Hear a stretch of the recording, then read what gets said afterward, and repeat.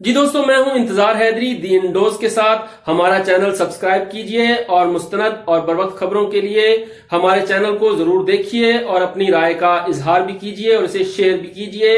आज खित्ते में जो कशीदगी है वो मजीद बढ़ गई है।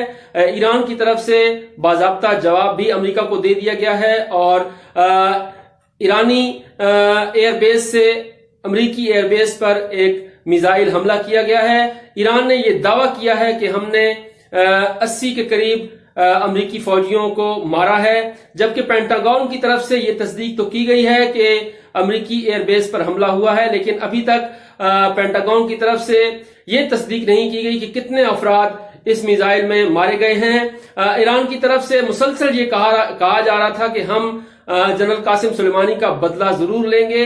तो आज ये मिसाइल हमला उसी नौयत का था और ईरान की तरफ से एक बड़ा जवाब जो है वो अमेरिका को दिया गया है। अब देखना होगा कि अमेरिका की तरफ से इस पर रद्द अमल क्या आता है। पाकिस्तान में भी इस मामले पर बहुत ज्यादा बहस हो रही है। कौमी असम्बली और सेनेट में अपोजिशन अरकान ने इस मामले को उठाया। शाह महमूद कुरैशी की तरफ से पॉलिसी बयान भी पार्लियामेंट हाउस में दिया गया, लेकिन शिया तंजीमों की तरफ से शाह महमूद कुरैशी के पॉलिसी बयान पर शदीद तहफ़्फ़ुज़ात का इजहार किया गया है। इसी सिलसिले में आज लाहौर में एक अहम तरीन इजलास तलब किया गया है, जिसमें बड़ी शिया तंजीमें शिरकत कर रही हैं। शिया उलमा कौंसिल, वहदत मुस्लिमीन, उसके साथ साथ उर्वतुल वुस्का और वफाकुल मदारिस शिया के अहम रहनुमा इस कॉन्फ्रेंस में शिरकत करेंगे और आइंदा की पॉलिसी तश्कील देंगे। हमारे जराये ये बताते हैं कि जुमा के रोज से एहतजाज का सिलसिला जो है वो शुरू कर दिया जाएगा। कराची से क्वेटा और गिलगित बल्तिस्तान से पेशावर और तमाम जो इलाके हैं वहां पर यह एहतजाज किया जाएगा जुमा के रोज।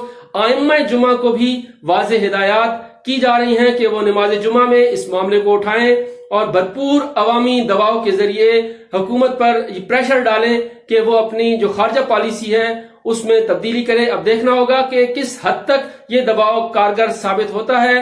कायदे मिल्लत जाफरिया पाकिस्तान अल्लामा सैयद साजिद अली नकवी और मजलिस वहदत मुस्लिमीन के सरबराह राजा नासिर अब्बास की तरफ से भी बयानात जारी किए गए हैं, जिसमें बहुत से उमूर पर जहां उन्होंने गौर किया है वहीं पर उन्होंने हुकूमत की तवज्जो इस जानिब मबजूल कराई है कि अपनी खारजा पॉलिसी जो है वो खुद मुख्तारी की बुनियाद पर इस्तेवार की जाए और पड़ोसी ममालिक के साथ बेहतर ताल्लुकात कायम किए जाएं और मुसावी बुनियादों पर दुनिया के साथ ताल्लुकात जो हैं वो इस्तेवार किए जाएं। जो शिया तंजीमों का अहम तरीन इजलास हो रहा है उसमें यह फैसला होगा कि आइंदा की हिकमत अमली क्या इख्तियार की जाए और किस तरह से हुकूमत पर दबाव बढ़ाया जाए। हमारे जराये ये भी बता रहे हैं कि एतवार के रोज शिया तंजीमों की तरफ से लाहौर में एक बड़े अवामी इज्तिमा का एहतमाम भी किया जा रहा है, जहां पर मरकजी शिया रहनुमा जो हैं वो शिरकत करेंगे और वहां पर तकारीर भी होंगी।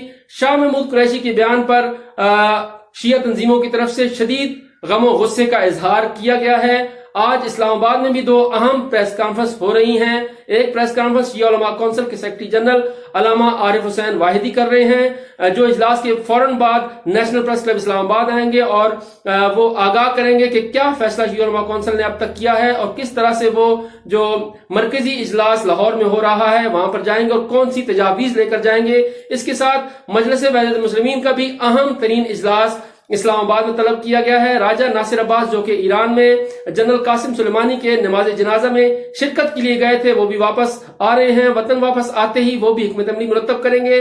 आज शाम को वहदत हाउस में भी एक अहम तरीन प्रेस कॉन्फ्रेंस होगी और उसमें वो आगाह करेंगे कि अब मजलिस वहदत मुस्लिमीन अपनी अगली पॉलिसी क्या इख्तियार करती है। जैसे ही जनरल कासिम सुलेमानी पर हमला हुआ था और उनकी इतला पाकिस्तान में पहुंची थी तो उसके बाद एहतजाज का एक सिलसिला शुरू किया गया था और एहतजाजी रैलियां भी निकाली गई थी। अब देखना होगा कि शिया तंजीमें अगला लायामल क्या इख्तियार करती हैं। बरवक्त और मुस्तनद खबरों के लिए हमारे चैनल को जरूर सब्सक्राइब कीजिए और अपनी राय का इजहार कीजिए। इस खबर के साथ मुझे इजाजत दीजिए। अल्लाह आपका हामी हो।